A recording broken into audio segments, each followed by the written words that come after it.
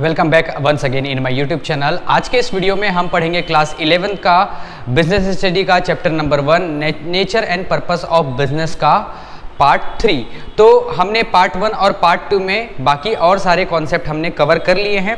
ये हमारा पार्ट 3 है। तो जो भी पार्ट 1 और 2 नहीं देखा है तो उनसे मैं रिक्वेस्ट करूंगा कि पहले पार्ट 1 और 2 देखिए, उसके बाद इस वीडियो में आइए ताकि मेरी हर बात आपको बहुत अच्छे से समझ आए। तो आज हम करने वाले हैं, आज का हमारा टॉपिक है बिजनेस एक्टिविटीज़। तो बिजनेस एक्टिविटीज़ कौन कौन से होते हैं, कितने टाइप्स के होते हैं, ये सारी चीज़ों को यहाँ पर मैंने मेंशन किया है। इसको एक एक करके डिटेल में हम डिस्कस करेंगे। तो देखिए, बिजनेस एक्टिविटी दो होते हैं, एक होता है इंडस्ट्रीज और दूसरा होता है कॉमर्स। तो सबसे पहले हम बात करेंगे इंडस्ट्रीज की। तो इंडस्ट्रीज में 3 सेक्टर होते हैं, प्राइमरी सेक्टर, सेकेंडरी सेक्टर और तीसरा टर्शरी सेक्टर, जिसको यहां पर सर्विस सेक्टर भी बोला जाता है। सर्विस सेक्टर, तो प्राइमरी सेक्टर, सेकेंडरी सेक्टर और टर्शरी सेक्टर, इंडस्ट्रीज में 3 सेक्टर।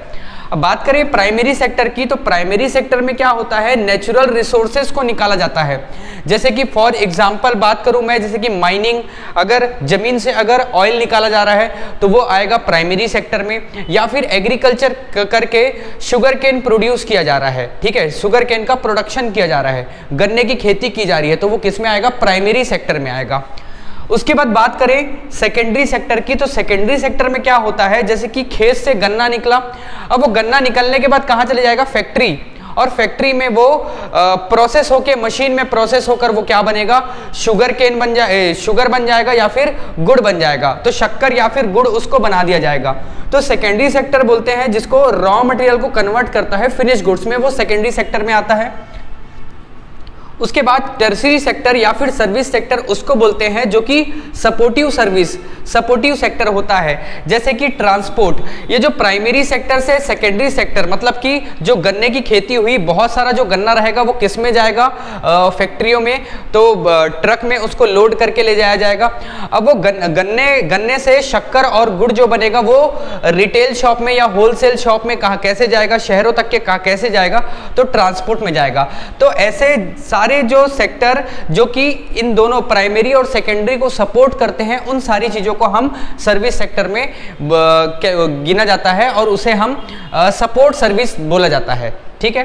तो ये 3 सेक्टर हो गए इंडस्ट्रीज में, प्राइमरी सेक्टर, सेकेंडरी सेक्टर और टर्शरी सेक्टर। तो 3 सेक्टर हो गए किसमें, इंडस्ट्रीज में। अब बात करते हैं कॉमर्स की। तो कॉमर्स में यहाँ पर 2 होते हैं, एक होता है ट्रेड और दूसरा होता है ऑक्सिलरीज टू ट्रेड। तो यहां पर ट्रेड का मतलब है buying and selling of goods, buying and selling of goods, मतलब कि क्या हो रहा है, यहां पर एक सेलर है, मैं कुछ सामान खरीद के लाता हूं और उसको ज्यादा दाम में उसको बेच देता हूं। तो यहां पर सेलर क्या कर रहा है, सेल कर दे रहा है बायर को और बायर से पैसे ले रहा है। इसी को हम क्या बोलते हैं, ट्रेड। आप आसपास अपने घर के मोहल्ले, कॉलोनी, सिटीज में देखते होंगे, जितने भी दुकानें हैं वो क्या कर रहे हैं, वो ट्रेडिंग कर रहे हैं। ट्रेडिंग का मतलब कि वो सामान खरीद के ला रहे हैं और आपको वो बेच रहे हैं ज्यादा कीमत में और प्रॉफिट अर्न कर रहे हैं, ठीक। तो ये ट्रेड होता है। बात करें auxiliary to trade, auxiliary to trade का मतलब होता है facilitate purchase sale of goods, मतलब कि परचेज और सेल करने में जो हेल्प करते हैं जो चीज, उसको हम बोलते हैं ऑक्सिलरी टू ट्रेड।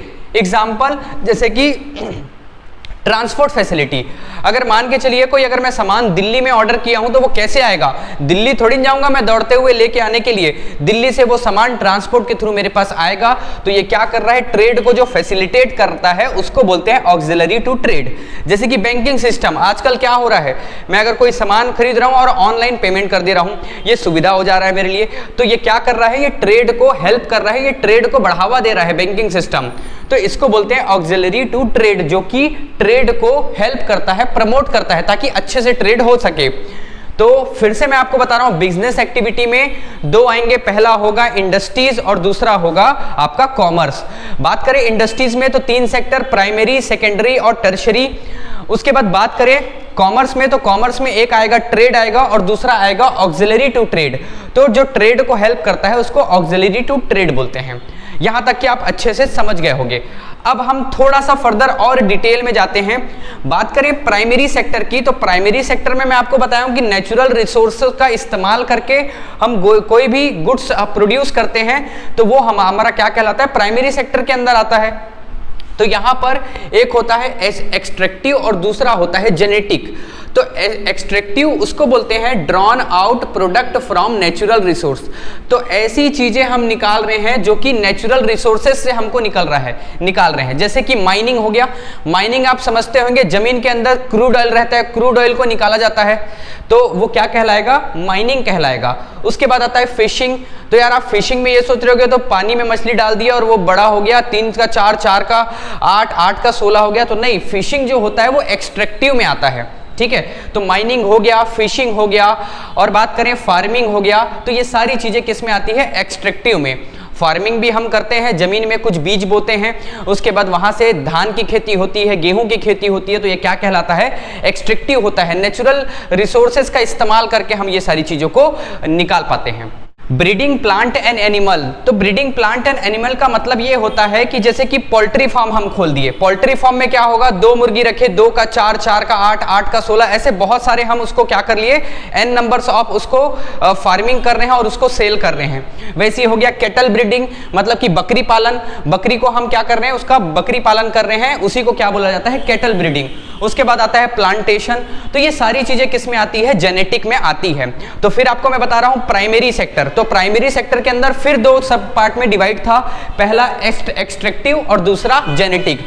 एक्सट्रैक्टिव में हम उन सारी चीजों को लेंगे जो कि माइनिंग हो गया, फार्मिंग हो गया, फिशिंग हो गया, वो सारी चीजें आएंगी।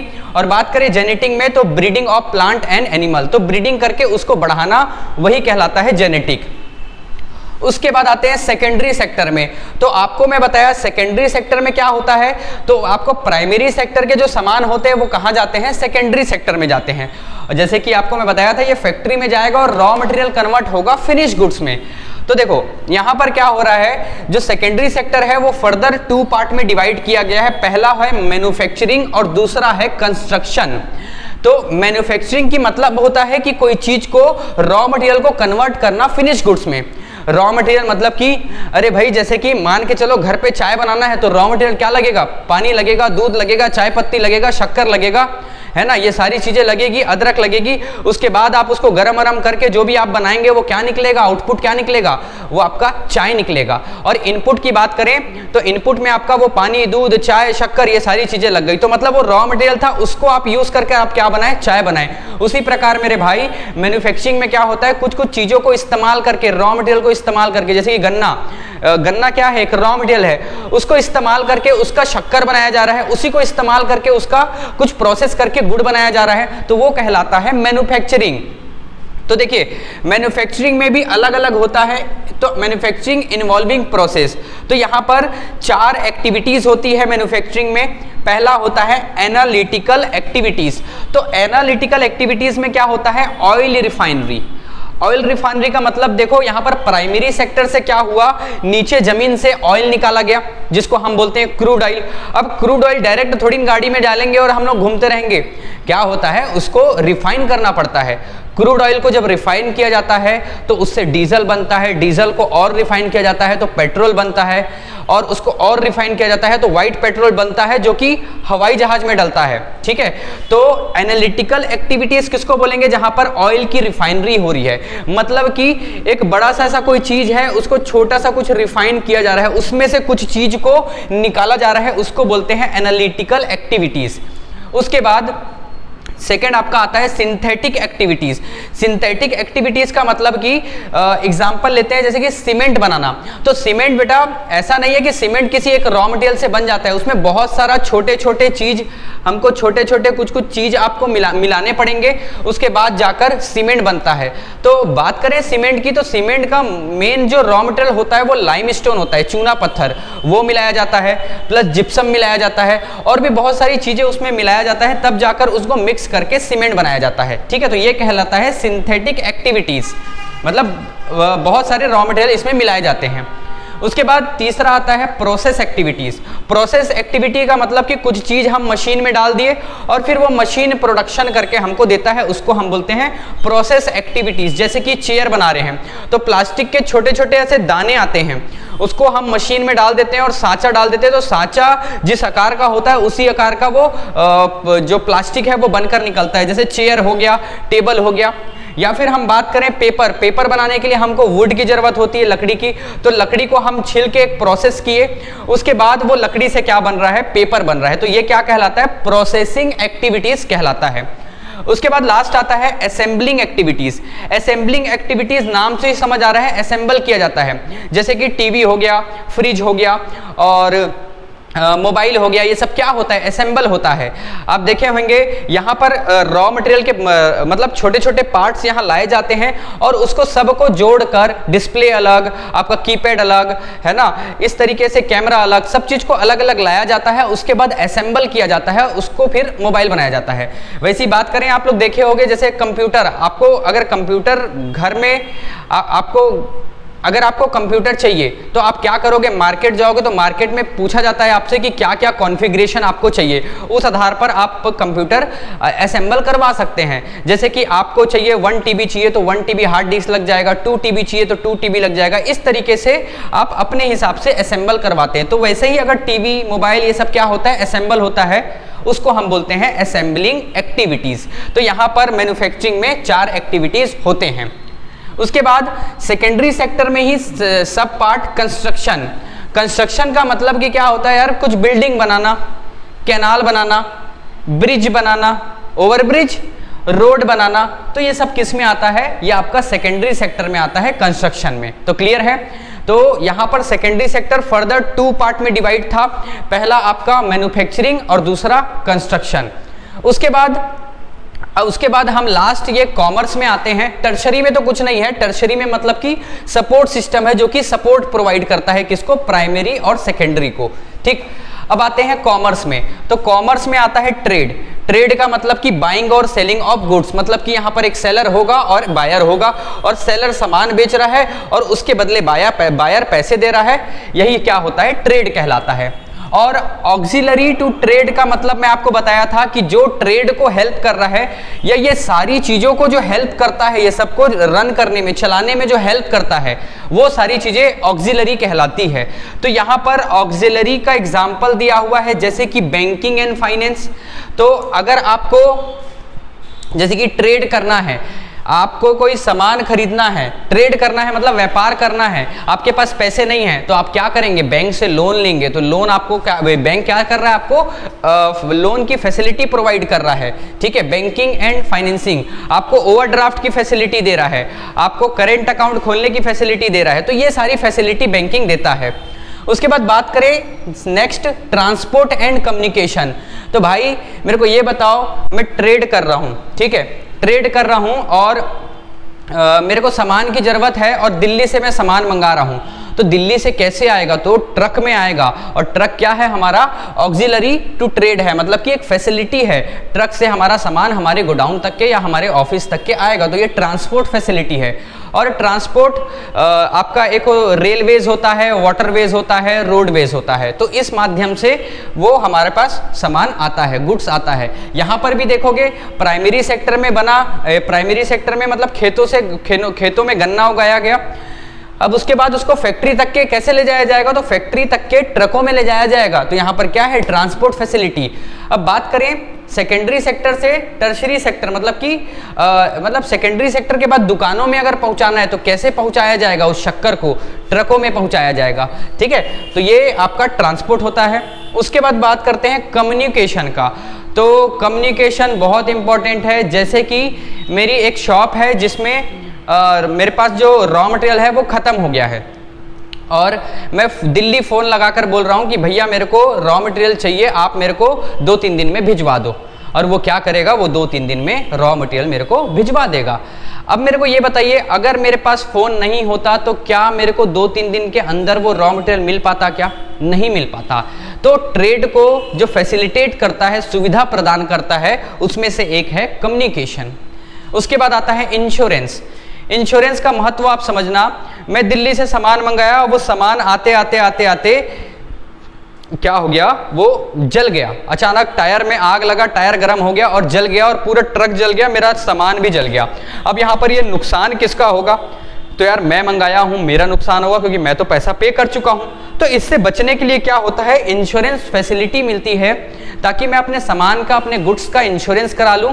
और इंश्योरेंस कराने से क्या होता है, वो जो इंश्योरेंस कंपनी होता है वो हमको पैसा देता है जितने का हमारा सामान जल गया रहता है, ठीक है। या फिर आपका दुकान में मैं सामान रखा हूं, कपड़ों का व्यापारी हूं और रात में शॉर्ट सर्किट हुआ और पूरे कपड़े जल गए, और अगर मैं इंश्योरेंस नहीं करवाया हूं तो पूरा का पूरा क्या कहते हैं, जो कपड़े जले हैं वो पूरा मेरे नुकसान आ जाता, ठीक है, मैं तो बर्बाद हो जाता। लेकिन मैंने क्या किया, इंश्योरेंस करवा लिया, तो एक मेरे को सुविधा मिल गया और जितने भी कपड़े जलेंगे उसका पैसा इंश्योरेंस कंपनी मेरे को दे देगी और मैं फिर से बिजनेस करने के काबिल होऊंगा, आगे चल के मैं बिजनेस कर लूंगा। तो ये होता है इंश्योरेंस। आगे बात करें एडवर्टाइजमेंट का। मेरे भाइयों, कोई प्रोडक्ट मैं बनाया, ठीक है, एक नया कोई प्रोडक्ट बनाया और उसके बारे में मैं एडवर्टाइजमेंट ही नहीं करूंगा, लोगों को बताऊंगा ही नहीं, तो लोगों को कैसे पता चलेगा, उनके सपने में थोड़ी ना आएगा, मेरे घर थोड़ी ना आएंगे पूछने के लिए कि भाई क्या बनाया है बता, हम खरीदेंगे।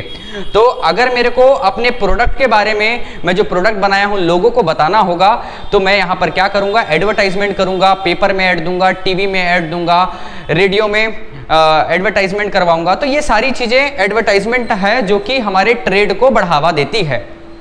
उसके बाद आता है वेयर हाउस। तो वेयर हाउस क्या हो गया, अगर मेरे प्रोडक्शन ज़्यादा हो गए और मेरे पास रखने के लिए जगह नहीं है, तो यहाँ पर मैं क्या करूँगा, वेयर हाउस में उसको रख दूंगा। आपको एक बढ़िया चीज़ बता रहा हूँ, जैसे कि किसान क्या करते हैं, प्रोडक्शन किए, जैसे टमाटर की प्रोडक्शन हुआ और वो बहुत ज़्यादा हो गया, और टमाटर ऐसा है कि पेरिशेबल गुड्स है, वो कुछ दिनों में नष्ट हो जाता है। तो यार वो टमाटर को रख तो नहीं सकते ऐसे खुले में, वो 1 हफ्ता 2 हफ्ता चलेगा, उसके बाद तो वो खराब हो जाएगा। तो वहाँ पर क्या होता है, कोल्ड स्टोरेज, बड़े बड़े कोल्ड स्टोरेज खुले रहते हैं, उसमें आप अपना सामान रख दो और आपको जिस दिन क्या बोलते हैं, आपको सामान को निकाल के बेचना है, आप बेचते चलो, क्योंकि एक ही दिन में हजारों टन टमाटर तो नहीं बिक जाएंगे, आप उसको धीरे धीरे करके बेचोगे, ठीक है। तो उसको धीरे धीरे करके बेचोगे तो आप कहाँ रखोगे, उतना बड़ा तो फ्रिज नहीं है, तो आप क्या करोगे, कोल्ड स्टोरेज में उसको रखोगे।